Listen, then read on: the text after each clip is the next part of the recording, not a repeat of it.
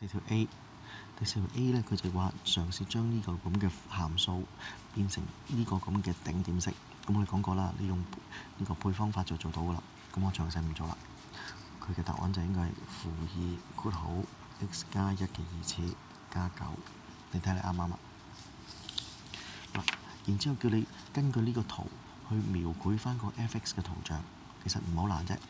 由於你見到咧，佢呢個圖裏邊佢個黐住 x2次前面嘅數字係負數嚟嘅，咁即係話我哋上面所講嘅 a 係負數啦，咁就開咗向下噶啦。另第二樣嘢咧，你可以見到咧，呢個轉式裏邊咧，佢嘅頂點就係負1同埋9，又要開咗向下啦，所以呢個咧係一個極大點嚟嘅。咁所以我哋描繪呢個轉式好容易啫。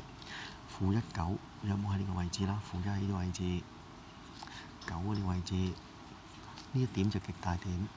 咁由於開向下，咁所以我哋大約咧可以描繪到個圖像咧咁上下樣啦。我哋寫翻個圖咧，呢個就 y 等於 f(x) 嘅圖像啦。好啦，最尾部分啦。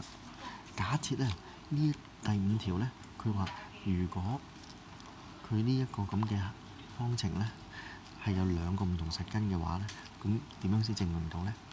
咁你諗下啦，我哋嘗試證明佢係咪唔同實根嘅話咧，即係睇睇佢嘅判別式會唔會係等於會唔會大過0嘅咧？咁所以我哋睇睇佢判別式啦。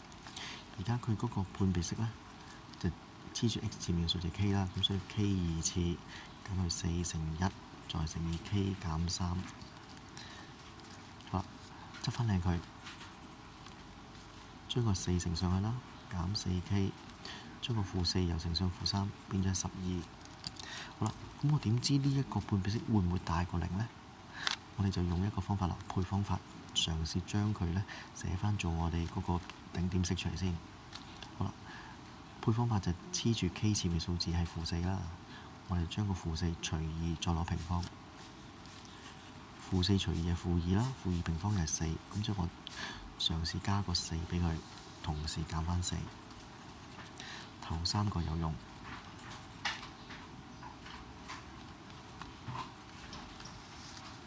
好啦，留意呢一個係2次嚟嘅2次方。2次方咧點樣計都計唔到咧，佢係負數嘅，所以呢個咧一定大過等於0。咁既然呢個大過等於0，再加個正數，呢個正數係一定係會大過0噶嘛。咁所以最後判別式咧計到出嚟係大過0。